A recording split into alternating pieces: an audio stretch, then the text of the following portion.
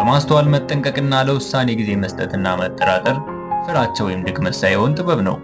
የሰዎችን ባህሪ መርምሮ ለመረዳት ጠንቅቆ ለማወቅም ጊዜ መስጠት ፍርሃት ወይም ስህተት አይሆንም። ሕይወትን ያክል ነገር ለከንቱ ዓላማና ለሁለተኛ ሰው ሳይጠነቀቁ ራስን አሳልፈው መስጠት ትልቅ ዋጋ ያስከፍላል።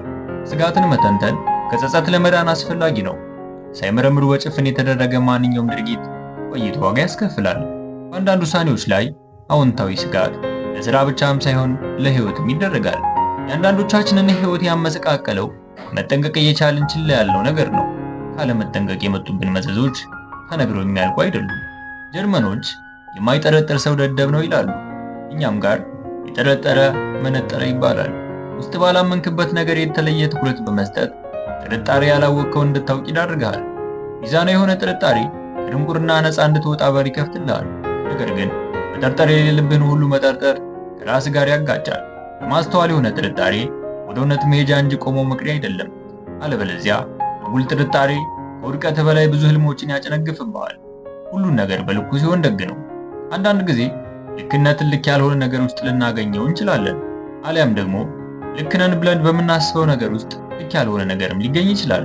አዳም ረታ በመረቅ መጽሐፉ ገጽ 313 ላይ ሁሉም ልክ ነው፣ ሁሉም ልክ አይደለም፣ ልክ ውስጥ ልክ ያልሆነ ነገር አለ፣ ልክ ያልሆነው ነገር ውስጥ ልኩ አለ እንዳለው ነው። ልክ ነው ብለን የምናስበውን ሁሉ ልክ ስለመሆኑ ካልጠረጠርን ትክክለኛውን ልክነት ፈትነን ማረጋገጥ አንችልም።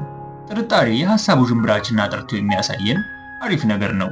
ጥርጣሬ ድብቁን ይገልጣል፣ ሚስጥሩን ገሃድ ያወጣል፣ ውስብስቡን ይፈታል፣ ግራ የገባውን ቀኝ ያስይዛል።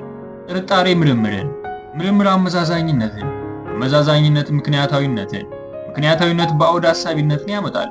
በአውድ ሐሳቢነት አንድን ነገር ኬዝ ባይ ኬዝ እንድናይና በጭፍን እንዳንደመድም ያደርገናል። ከእምነት በፊት ጥርጣሬ ካልቀደመ ጥንካሬ አይመጣም።